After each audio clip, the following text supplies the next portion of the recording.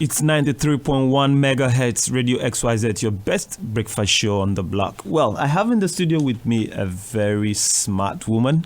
Her name is Amanda Satterly, and she's a gender technical advisor with TechnoServe. She's been working in Tanzania, but is in Ghana today with us. We'll be having a very good chat with her, and she'll be telling us what she's been doing on the continent and what she thinks about the subjects of gender equality, equity, women empowerment, and all of that. You're welcome to the XYZ Breakfast Show, Amanda. Thank you very much. It's a real pleasure to be here. Right. Tanzania, naturally, I'm sure my listeners are expecting an African, but you're actually Australian. I am indeed. Yes, tell us, how come you got to spend a lot of time on the continent of Africa doing the wonderful work for women? I'm luck. I think that there's many people who would like to work in development, so I feel very lucky to have the privilege to be able to work on the continent. My background is business, and the organization I work for, TechnoServe, is business solutions to poverty. So that was my opportunity to join a development organization. Okay. You're Australian? I am. You know, yesterday we had a very nice chat. Yes. And I garnered you. Actually, you've been in Ghana before, and that's like 2 decades ago. Yes. Can you give us a little background? How did it go? Sure. I have always been fascinated with the African continent, and in between one of my business, I was an investment banker, and I decided that instead of making white rich men richer, that I'd like to help make poor black women richer. And so what I did is I decided to volunteer in Africa, and the country that I found on the internet was Ghana. So I came, and it was definitely a very big learning experience for me. Right. Interesting.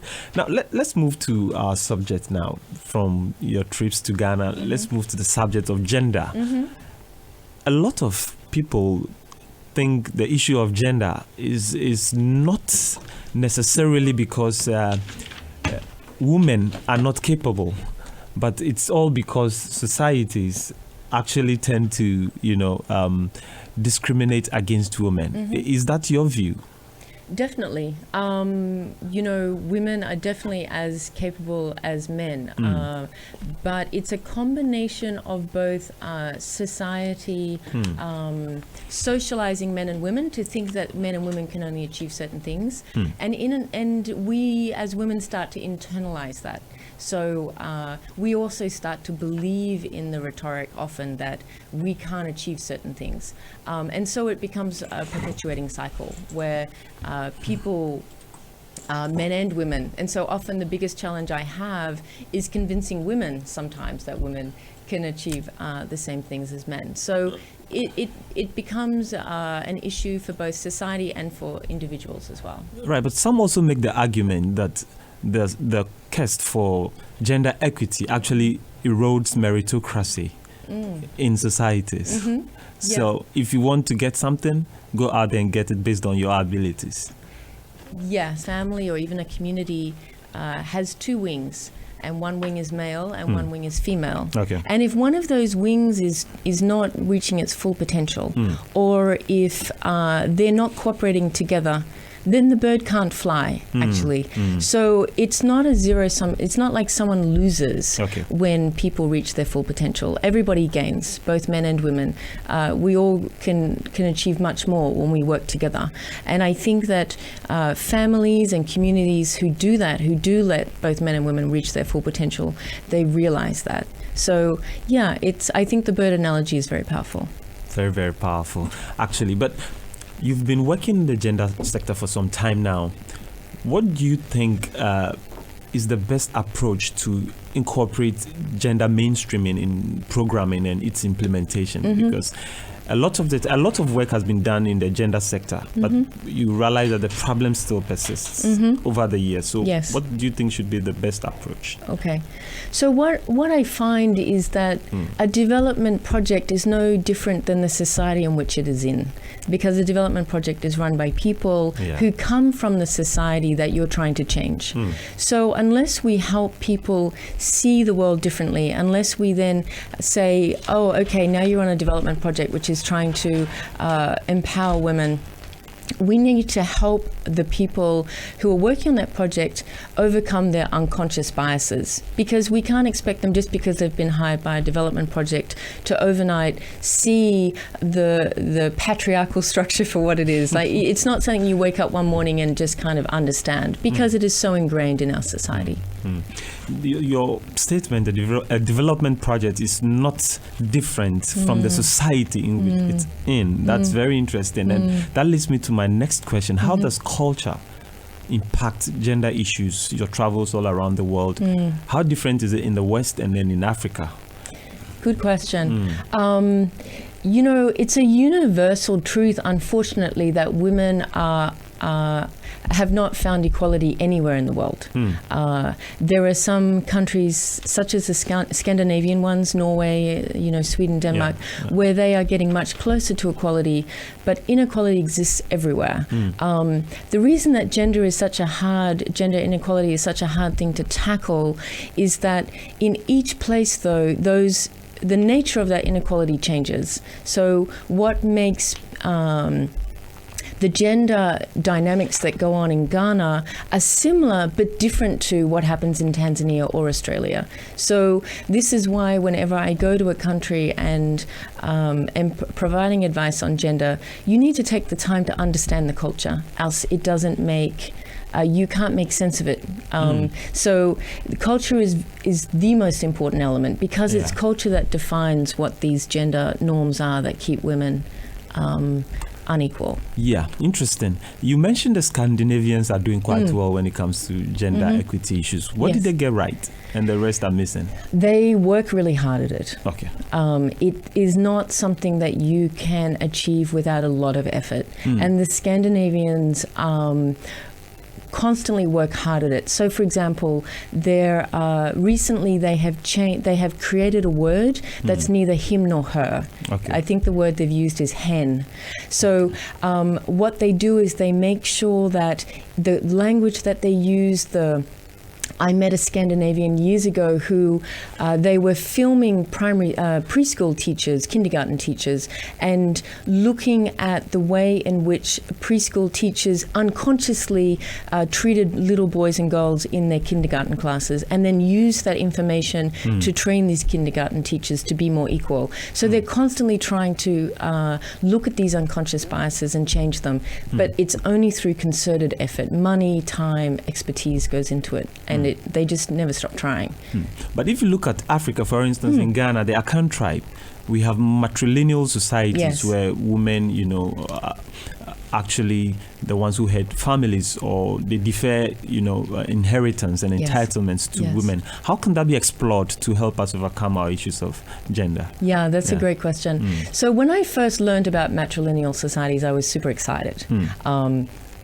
And then what I learnt, but again, you would know better than me, but what I have come to understand is that even in matrilineal societies, while the land or the assets are passed through the female part of the family, what actually happens is the land is still often controlled on the assets by a male in that family, an uncle or a brother or whatever.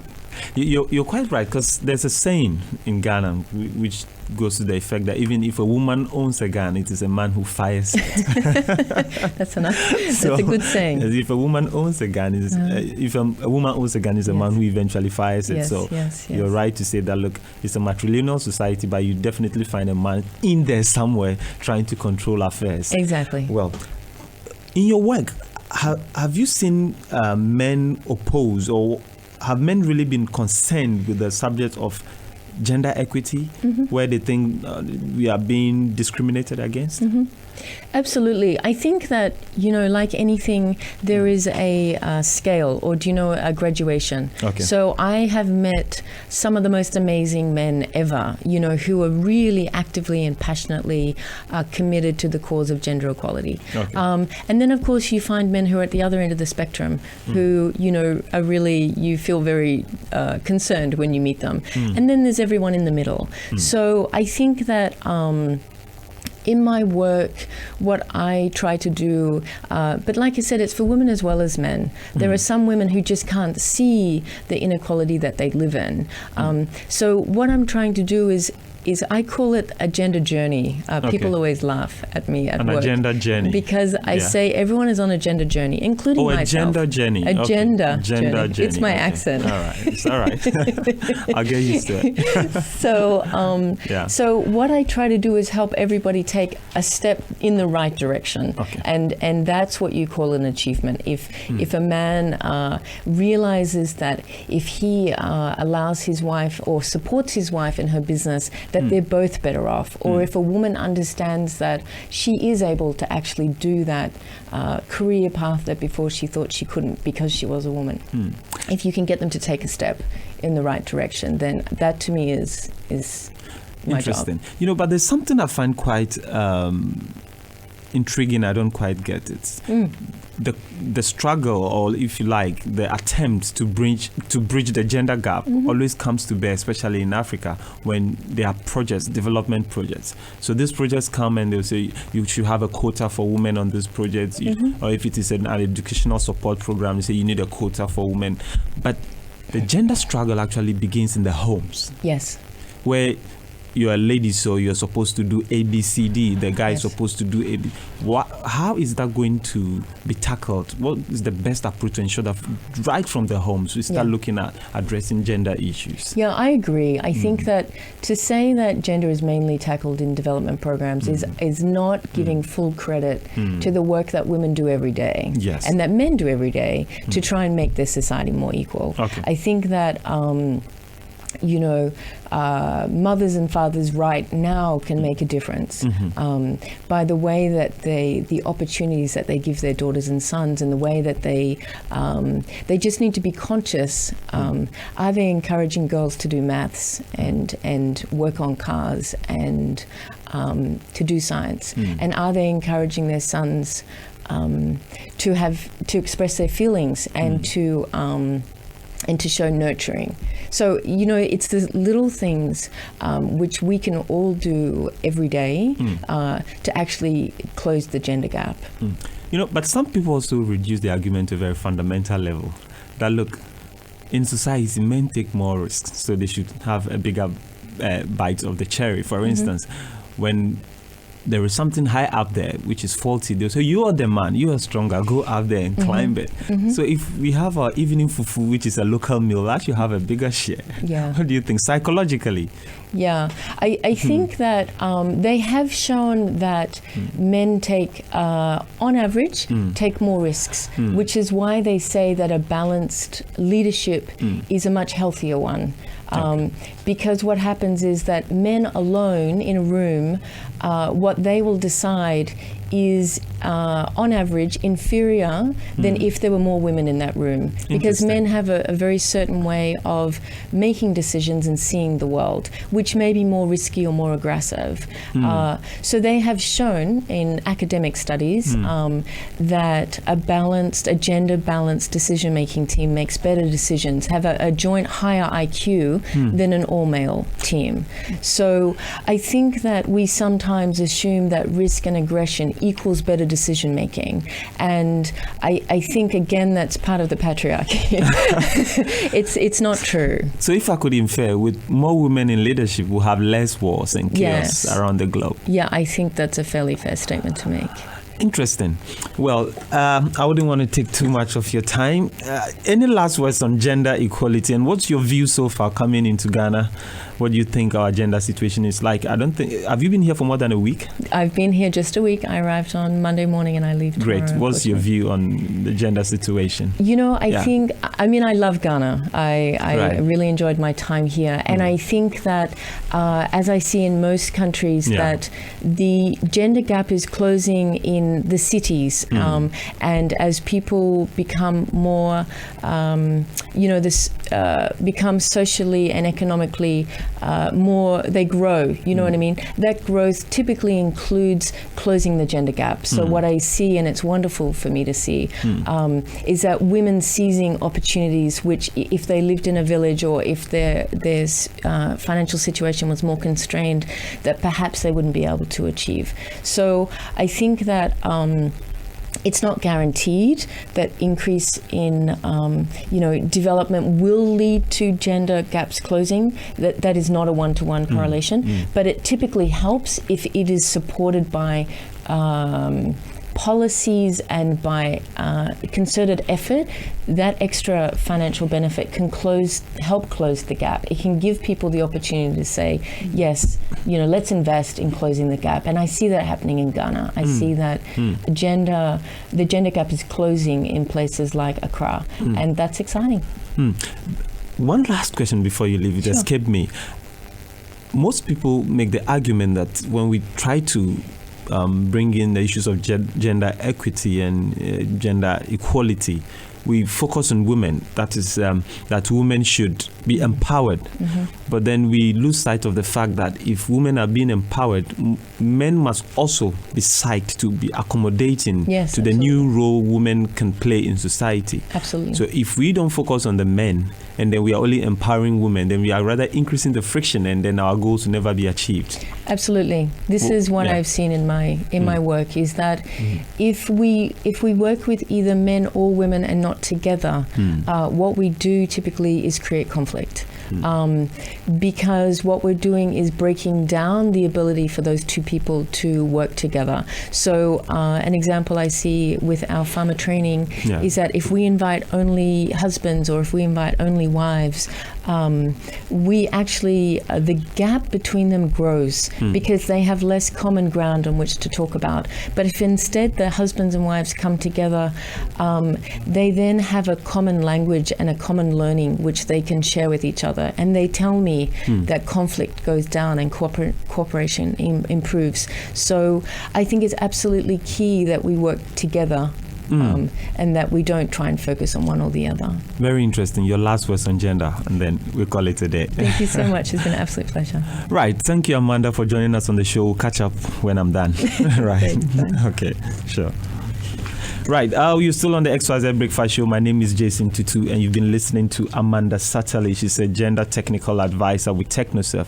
She is based in Tanzania, but is in Ghana doing some work now on the engine project, and then she's spent some time with us. We are lucky to have her give us some great perspectives on the issues of gender equality. Keep your dial on the show. It's XYZ 93.1 FM. Right.